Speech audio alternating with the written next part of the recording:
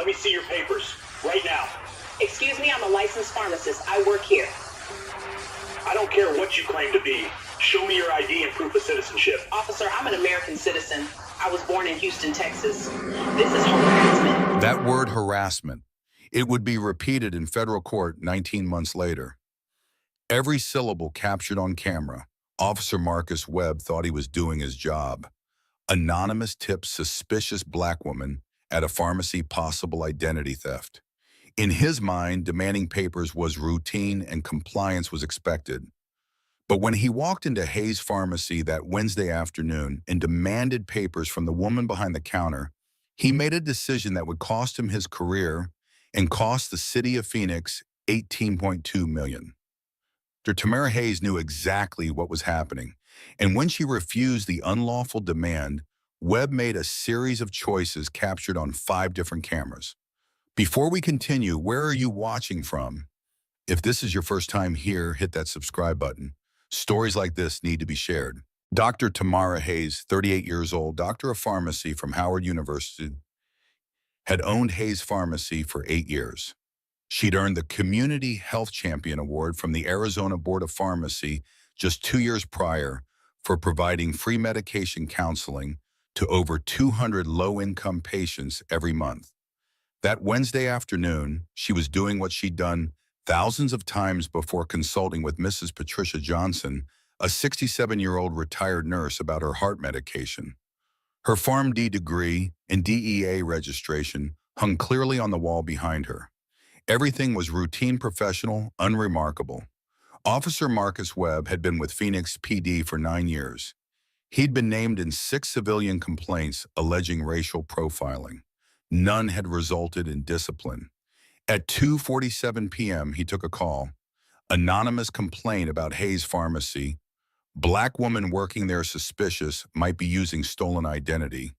No specifics, no evidence, just vague accusations. Webb didn't verify the tip, didn't call. The pharmacy didn't check business records. He grabbed his partner, Officer Nina Ortiz, and headed straight there. Both officers activated their body cameras as they parked at 3:15 p.m. Inside the pharmacy, 3 CCTV cameras were already recording. Should police verify anonymous tips before taking action? Comment yes or no. The bell chimed as Webb pushed through the glass door, his hand already resting on his belt, his posture radiating authority. He walked directly toward the pharmacy counter, interrupting Tamara mid-sentence. "Excuse me, I need to speak with you." He pointed directly at Tamara. Tamara finished explaining the prescription to Mrs. Johnson, maintaining her professional composure despite the interruption. "Have a great day. Mrs. Johnson, call us if you have any questions." She handed her the medication, then turned to face Webb. "How can I help you, officer?" Webb stepped closer. "I need to see your identification and documentation proving you're authorized to work in this country." The request hung in the air. The customers in the store stopped moving. Mrs. Johnson took a step back, her face showing shock. Tamara's expression shifted from professional courtesy to confusion, then to dawning realization. "I'm sorry, what? Your identification and work authorization papers." Webb repeated his tone, suggesting this was routine, his voice carrying the assumption that compliance was mandatory. "We've received a report that someone at this location may be working under a false identity. I need to verify your legal status." Tamara's hands rested on the counter, her years of dealing with difficult situations helping her stay calm even as anger began to rise. "Officer, I'm a licensed pharmacist. I work here. You can see my credentials on the wall behind me." She gestured to the framed pharmacy license clearly visible, showing her name, license number, and the Arizona Board of Pharmacy seal, along with her Doctor of Pharmacy degree from Howard University. "That doesn't verify your immigration status," Webb said dismissively, waving away the credentials as if they meant nothing. "I need to see government-issued identification and proof of citizenship or legal residency now." Tamara's jaw tightened, her voice remaining calm, but taking on an edge of steel. "Officer, I'm an American citizen. I was born in Houston, Texas. I don't have to prove my citizenship to you without probable cause. What specific crime am I being accused of committing? Webb's face flushed. You're not being accused of anything. Yet this is a routine verification based on a complaint we received. If you have nothing to hide, you should have no problem showing me your papers. Papers. The word carried historical weight that any Black American would understand. Officer, this isn't 1950s Alabama. This isn't apartheid South Africa. This is America.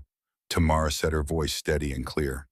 And the Fourth Amendment protects me from unreasonable seizures, which includes being detained and forced to produce identification without reasonable suspicion of criminal activity, unless you can articulate a specific crime you suspect me of committing. You have no legal authority to demand my identification. Behind Webb, Officer Ortiz shifted uncomfortably, her body camera capturing her own feet shuffling on the tile floor. She recognized the constitutional issue immediately. She'd sat through enough training to know that demanding identification without reasonable suspicion violated the Fourth Amendment, that Arizona had specific case law on this, that they'd been through multiple lawsuits about enforcement overreach. She leaned toward Webb, her voice quiet. We don't have reasonable suspicion. But she wouldn't contradict him in front of civilians. Webb leaned against the counter. Ma'am, I'm trying to be reasonable here. A complaint was filed. I'm required to investigate now. You can cooperate and show me your ID, or we can do this the hard way. The hard way? Tamara's voice rose slightly, her professional composure cracking. Officer, what you're doing right now is racial profiling. You walked into my place of employment and immediately demanded papers without any probable cause, without any reasonable suspicion, without any legal justification whatsoever. The only thing you're basing this on is the color of my skin. The pharmacy's 3 CCTV cameras captured everything from multiple angles. One at the entrance, one behind the register, providing a wide view, one above the pharmacy counter. Webb's camera captured him noticing them, his head tilting up. Is demanding ID without reasonable suspicion constitutional? One-word answer. James Chen, a 55-year-old high school teacher, stood frozen near the vitamin aisle. Maria, the 23-year-old cashier, had tears forming in her eyes. Mrs. Johnson stood at the pickup window, her hand over her mouth. Webb straightened, becoming more aggressive. Final warning, show me your identification and proof of citizenship, or you're going to be detained. Detained for what? Tamara demanded, her hands gripping the counter edge. What crime have I committed? What reasonable suspicion do you have? You can't detain someone without reasonable suspicion. That's basic Fourth Amendment law, officer. Webb's face went red. He'd been challenged before, but never like this. Never by someone who understood the law better than he did, never by someone who refused to be intimidated. You're obstructing an investigation. Obstructing what investigation? Tamara shot back. There is no investigation. There's an anonymous complaint with no specifics, which doesn't create probable cause or reasonable suspicion of anything. What you're doing is called a pretextual stop, and it's unconstitutional when based solely on race. Still watching, type watching below. Webb moved toward the gate that led behind the pharmacy counter. Everything was about to change. Fan 4 Silem To 802. Webb reached for the gate latch that led behind the pharmacy counter, his intention clear on both body cameras and the overhead CCTV. You absolutely are not, Tamara said, moving to block the gate. This is a restricted area. Only licensed pharmacy personnel are allowed back here. You have no warrant, no exigent circumstances, no consent. You're violating multiple laws right now, and I'm telling you to stop. Webb pushed against the gate using his weight. Tamara placed her hand on it from the other side, holding it closed. Officer, I'm not resisting. I'm not obstructing. I'm exercising my Fourth Amendment right. To be free from unreasonable searches and seizures, you need to leave, or you need to get a supervisor down here who understands constitutional law. That's it, Webb said, pulling out his handcuffs. You're under arrest. For what? Tamara's voice was loud, now clear, captured perfectly on both body cameras and the pharmacy security system. for asserting my constitutional rights, for being black in my own workplace, for refusing an unlawful order. Webb forced the gate open, and Ortiz's camera captured Tamara stumbling backward, her hands coming up defensively. The CCTV camera above the pharmacy counter recorded the entire sequence from overhead, Webb's aggressive entry, Tamara's defensive posture. "You're under arrest for obstruction and failure to provide identification," Webb said, grabbing Tamara's arm roughly. "This is illegal," Tamara said, trying to pull away, her voice shaking with a mixture of fear and fury. "I'm a United States citizen. I was born in Houston, Texas. My parents were born in Texas. My grandparents were born in Texas. You have no right to do this." Webb spun her around, pulling her arms behind her back, his body camera recording his own perspective as he snapped handcuffs around her wrists. The metallic click echoed on both audio feeds. The CCTV footage showed customers throughout the store frozen in shock. Mrs. Johnson stood with her hand over her mouth, tears streaming down her face. James Chen had pulled out his phone and was recording. Maria backed away toward the door, her own hand shaking. "Officer Ortiz, check her purse for identification." Webb ordered his camera recording Tamara's bag sitting on a shelf behind the counter. Ortiz hesitated, her camera recording her own reluctance, her feet not moving. "We don't have consent or a warrant. She's under arrest. We have the right to search her belongings incident to arrest," Webb replied, his voice hard. Ortiz's camera recorded her walking slowly behind the counter, picking up Tamara's bag with obvious reluctance, opening it. Her camera captured the contents: a wallet, car keys, a stethoscope, prescription pads, nothing suspicious, nothing illegal. She opened the wallet. Her camera captured a Texas driver's license with Tamara's photo, clearly showing Tamara Hayes, Houston, Texas, date of birth, March 15th, 1986. A U.S. passport card showing the same information with a gold eagle emblem of the United States. A social security card, a DEA registration card showing her authorization to prescribe controlled substances, credit cards, insurance cards, everything you would expect from a legitimate professional. "She's got a Texas driver's license and a passport card," Ortiz said quietly, her voice captured on both cameras. "She's American-born in Houston, like she said." Webb's grip on Tamara's arm tightened, visible on his own body camera as he looked down. For a moment, doubt flickered across his face, captured in profile on Ortiz's camera. He had arrested an American citizen for refusing to show papers she had no legal obligation to show. The realization was beginning to sink in. 5 seconds passed. The timestamp on Webb's body camera advanced to 24:17, 3:24:18, 3:24:19, 3:24:20, 3:24:21. Everyone in the pharmacy waited. "Process her anyway," Webb said, finally, his voice defensive. "She obstructed the investigation." "What investigation?" Tamara's voice was clear, despite the handcuffs, despite being held by Webb. "You just admitted I'm American. You found my documentation showing I was born here. This entire stop was unlawful from the beginning. You violated my Fourth Amendment rights, and now you're doubling down with a false arrest. Is this justice or is this racism?" Comment below. Webb walked Tamara toward the door, his camera recording the path through the pharmacy, past staring customers, past Maria, who was crying, past the elderly woman clutching her medication. Ortiz's camera captured the scene from behind Tamara, in handcuffs, her white pharmacist coat still on her name tag visible, Dr. Tamara Hayes, Pharm D, being arrested in her own workplace. The pharmacy's entrance camera recorded them exiting the timestamp reading 3:24 p.m., 17 minutes after they had arrived. The Arizona sun was blinding as they stepped into the parking lot, the heat hitting them like a physical force, the temperature reading 107 degrees. Webb's camera recorded him opening the back door of the patrol car. "Watch your head," he said, pushing Tamara into the seat with more force than necessary. Tamara sat in the back of the car, sweat already beading on her face from the heat of the enclosed vehicle. She took a deep breath, composed herself with visible effort, and looked directly at Webb's body camera lens. My name is Dr. Tamara Hayes. I am a licensed pharmacist and a United States citizen. I was born in Houston, Texas on March 15th, 1986. I have never been arrested before. I have never committed a crime.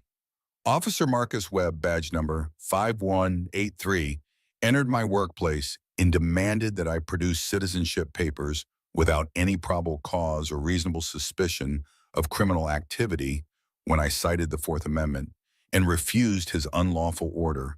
He arrested me. This is racial profiling. This is a violation of my constitutional rights.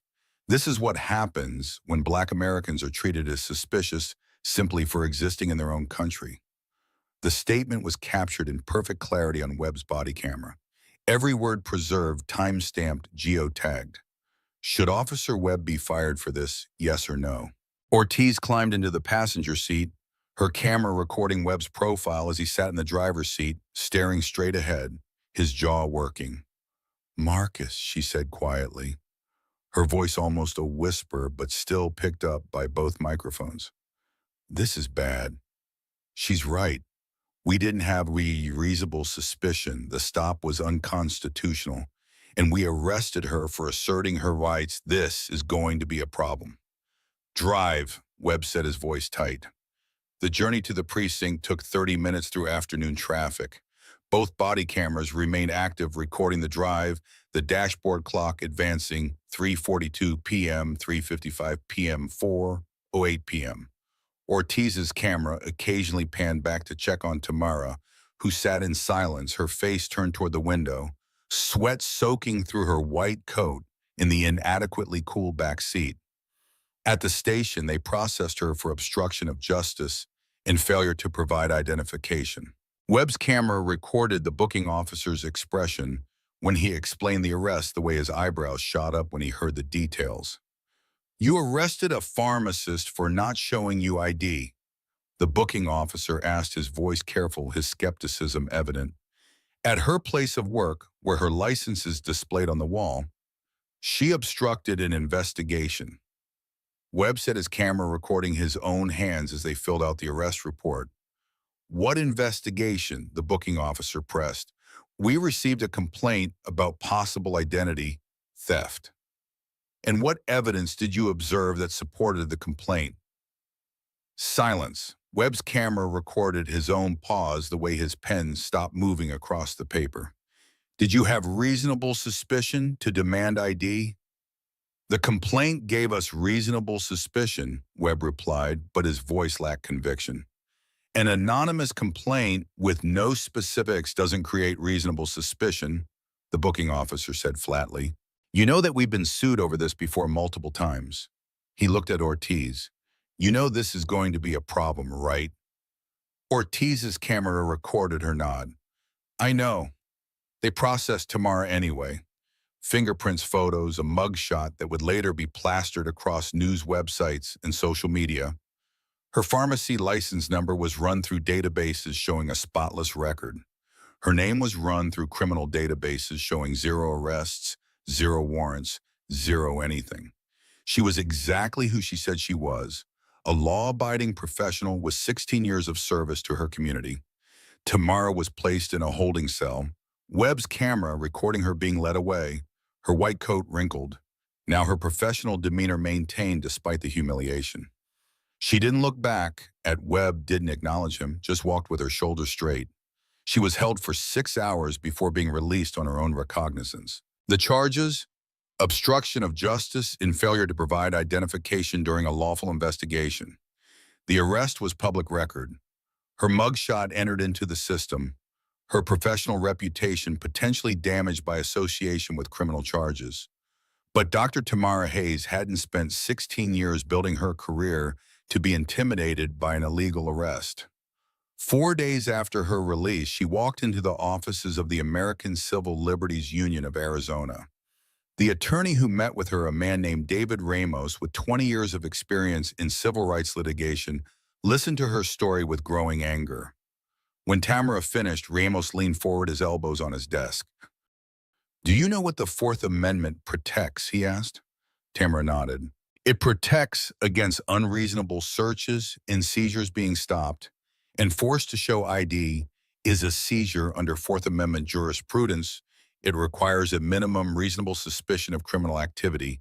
An anonymous complaint without specific articulable facts doesn't create reasonable suspicion. What Officer Webb did was textbook unconstitutional. Exactly, Ramos said, already taking notes. And when you asserted your rights, he arrested you for it. That's retaliation. That's deprivation of rights under color of law. And given that this happened because you're black, this is also about racial discrimination and selective enforcement. Ramos requested the body camera footage under Arizona's public records law. He also immediately contacted Hayes Pharmacy and obtained a copy of the complete CCTV footage from their security system. When everything arrived 3 weeks later, he watched every second.